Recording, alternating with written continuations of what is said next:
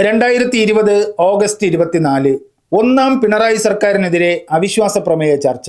300 രൂപയുടെ PPE kit 1550 രൂപയ്ക്ക് വാങ്ങിയതിൽ വൻ അഴിമതിയുണ്ടെന്ന് മുസ്ലിം ലീഗ് നേതാവ് ഡോക്ടർ MK മുനീർ വക ആരോപണം. മുനീറിന്റെ മുഖത്തടിക്കും വിധമായിരുന്നു KK ശൈലജ ടീച്ചറുടെ മറുപടി ആദ്യം കേൾക്കാം. മാർക്കറ്റിൽ നിന്ന് 10 പൈസ കിട്ടുന്ന സാധനം മേടിച്ചു കൊണ്ടുവരലല്ല. ഇത് ആരോഗ്യ പ്രവർത്തകരുടെ ജീവൻ രക്ഷിക്കാൻ ആവശ്യമായിട്ടുള്ള പ്രവർത്തന പേഴ്സണൽ പ്രൊട്ടക്ഷൻ എക്യുപ്മെന്റാ.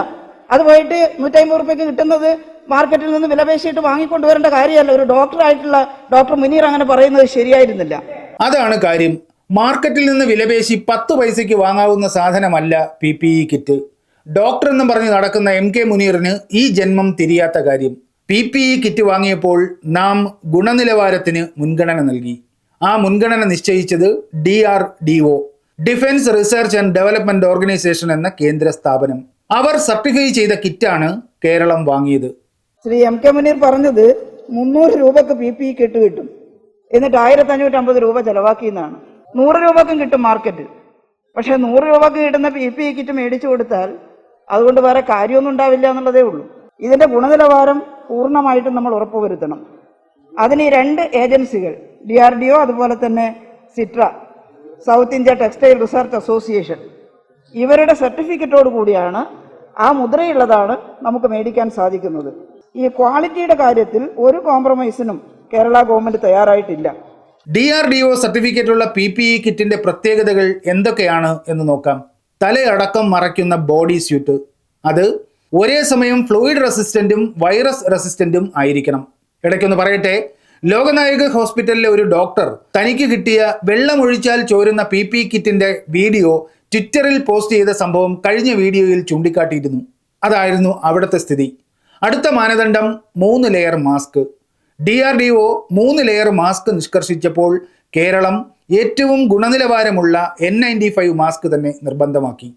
അതുകൊണ്ടാണ് കോവിഡ് പടർന്നു പിടിച്ച് മാർച്ച് മുതൽ ആഗസ്റ്റ് വരെ മാസങ്ങളിൽ ഇവിടെ ഒരു ഡോക്ടർ പോലും കോവിഡ് ബാധിച്ച് മരണപ്പെടാത്തത്.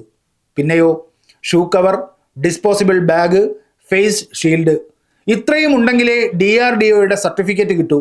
അങ്ങനെ DRDO നിർദ്ദേശിച്ച മാനദണ്ഡങ്ങൾ പാലിച്ച് നിർമ്മിച്ച PPE കിറ്റുകളാണ് നാം വാങ്ങിയത്. അത്രയും ഗുണനിലവാരത്തിന്റെ കാര്യത്തിൽ എവിടെയും പരാതി ഉണ്ടായില്ല.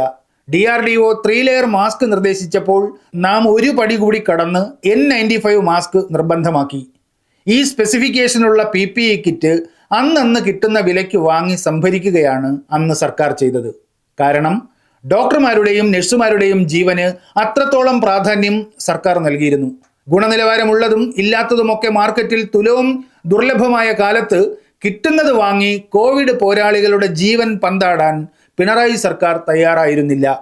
അതുകൊണ്ടാണ് ഇന്ത്യയുടെ മറ്റു ഭാഗങ്ങളിൽ അക്കാലത്ത് 196 ഡോക്ടർമാർ കോവിഡിന് കീഴടങ്ങിയപ്പോൾ നമുക്ക് ഒരു ഡോക്ടറുടെ പോലും ജീവൻ നഷ്ടപ്പെടാതിരുന്നത്. കോവിഡ് ബാധിച്ച് മരിച്ച ഡോക്ടർമാരുടെ മരണത്തിന് ഒരു പ്രധാന കാരണം ഗുണനിലവാരമില്ലാത്ത PPE കിറ്റുകൾ ധരിച്ച് ജോലി ചെയ്യേണ്ടി വന്നതാണ് എന്ന് ഇന്ത്യൻ മെഡിക്കൽ അസോസിയേഷൻ തന്നെ വെളിപ്പെടുത്തിയിട്ടുണ്ട്. PPE കിറ്റിന്റെ ഗുണനിലവാരം ഒന്നും നോക്കണ്ട, മാർക്കറ്റിൽ 100-200 രൂപയ്ക്ക് കിട്ടുന്നത് വാങ്ങിയാൽ മതി എന്നായിരുന്നു അന്ന് കേരള നിയമസഭയിൽ ഒരു ഉളുപ്പുമില്ലാതെ MK മുനീർ പറഞ്ഞത്. അദ്ദേഹം ഒരു ഡോക്ടറാണെന്ന് ഓർമ്മിക്കുക. ഡോക്ടർമാരുടെ സുരക്ഷയെക്കുറിച്ച് ഒരു ഡോക്ടറായ മുനീറിന് ഒരു ആശങ്കയും ഇല്ലാത്തതിൽ അന്ന് ശൈലജ ടീച്ചർ നിയമസഭയിൽ അത്ഭുതം കൂറിയിരുന്നു. Personal protection എക്യുപ്മെന്റാ. അത് പോയിട്ട് 150 രൂപയ്ക്ക് കിട്ടുന്നത് മാർക്കറ്റിൽ നിന്ന് വിലപേശിയിട്ട് വാങ്ങിക്കൊണ്ടുവരേണ്ട കാര്യമല്ല. ഒരു ഡോക്ടറായിട്ടുള്ള ഡോക്ടർ മുനീർ അങ്ങനെ പറയുന്നത് ശരിയായിരുന്നില്ല. UDF രാഷ്ട്രീയത്തിന്റെ അധമ വഴികളിലൂടെ നടക്കുന്ന ഒരു MBBS ഡോക്ടർ എത്രമാത്രം സാമൂഹ്യ വിരുദ്ധനാകാം എന്ന് ആ ആരോപണത്തിലൂടെ MK മുനീർ തെളിയിക്കുകയായിരുന്നു. എന്തായിരുന്നു മറ്റു സ്റ്റേറ്റുകളിലെ സ്ഥിതി? ഒരിക്കൽ പറഞ്ഞതാണ്, എങ്കിലും ഒന്നുകൂടി ആവർത്തിക്കാം. വിതരണം ചെയ്യുന്ന PPE കിറ്റുകൾക്ക് ഗുണനിലവാരമില്ലാത്തതിനാൽ അവ ധരിക്കരുതെന്ന് മെഡിക്കൽ കോളേജ് പ്രിൻസിപ്പൽമാർക്ക് മെഡിക്കൽ എഡ്യൂക്കേഷൻ ഡയറക്ടർ ജനറലിന് നിർദ്ദേശം നൽകേണ്ടി വന്ന സ്ഥിതിയായിരുന്നു ഉത്തർപ്രദേശിൽ. കർണാടകത്തിൽ ഒരു കമ്പനിയിൽ നിന്ന് വാങ്ങിയത് 1.25 ലക്ഷം PPE കിറ്റുകളാണ്. അവ ഗുണനിലവാരമില്ലാത്തത് കാരണം ഉപയോഗിക്കാൻ കഴിഞ്ഞില്ല. ഗുണനിലവാരമുള്ള PPE കിറ്റ് വേണമെന്ന് ആവശ്യപ്പെട്ട ഡോക്ടറെ കാശ്മീർ ഇൻസ്റ്റിറ്റ്യൂട്ട് ഓഫ് മെഡിക്കൽ സയൻസിൽ നിന്ന് സസ്പെൻഡ് ചെയ്തു. വാർത്ത 2020 ഏപ്രിൽ 22 ഹിന്ദുസ്ഥാൻ ടൈംസിൽ കാണാം. ഗുണനിലവാരമില്ലാത്തത് കാരണം 20 ലക്ഷം PPE കിറ്റുകൾ വിൽക്കാൻ കഴിയാതെ വന്നെന്ന് 2020 ജൂലൈ 21 ഫിനാൻഷ്യൽ എക്സ്പ്രസ് റിപ്പോർട്ട് ചെയ്യുന്നു. ചൈനയിൽ നിന്ന് ഇറക്കുമതി ചെയ്ത 10,000-കണക്കിന് PPE കിറ്റുകൾ ഗുണനിലവാര പരിശോധനയിൽ പരാജയപ്പെട്ടുവെന്ന് 2020 ഏപ്രിൽ 16 എക്കണോമിക് ടൈംസ്. നാം ഗുണനിലവാരമുള്ള PPE കിറ്റുകൾ യുദ്ധകാലാടിസ്ഥാനത്തിൽ സംഭരിക്കുന്ന സമയത്ത് രാജ്യത്തിന്റെ മിക്ക സ്ഥലത്തും ഇതായിരുന്നു സാഹചര്യം. ഗുണനിലവാരത്തിന്റെ കാര്യത്തിൽ ഒരു പരാതിക്കും ഇടവരാതെ PPE കിറ്റുകൾ കേരള സർക്കാർ വാങ്ങി. കോവിഡ് മൂലം ഒറ്റ ഡോക്ടർമാരുടെ പോലും ജീവൻ നഷ്ടപ്പെടാതെ സംരക്ഷിച്ചു. അത്രമാത്രം ശാസ്ത്രീയമായിട്ടാണ് കോവിഡ് കാലത്ത് നമ്മുടെ ഭരണ നേതൃത്വവും ഉദ്യോഗസ്ഥ സംവിധാനവും പ്രവർത്തിച്ചത്. ആ മുൻകരുതലും പ്രവർത്തന മികവും കൂട്ടായ്മയും ലോകവ്യാപകമായി അംഗീകരിക്കപ്പെടുകയും ആദരിക്കപ്പെടുകയും ചെയ്തു.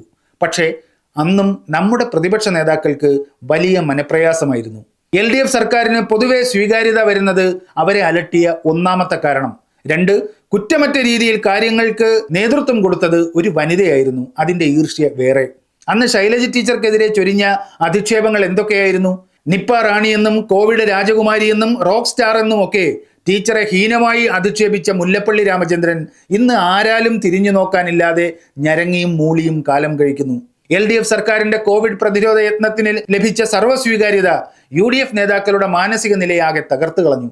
അവരുടെ അവസ്ഥ എത്രത്തോളം മാരകമായിരുന്നു എന്നതിന്റെ സൂചനയായിരുന്നു മുല്ലപ്പള്ളി രാമചന്ദ്രന്റെ അധമ വർത്തമാനം. ആ മനോനിലയിൽ നിന്ന് കോൺഗ്രസിന്റെയും UDFന്റെയും നേതാക്കൾക്ക് ഇതേവരെ പുറത്തു കടക്കാനായിട്ടില്ല.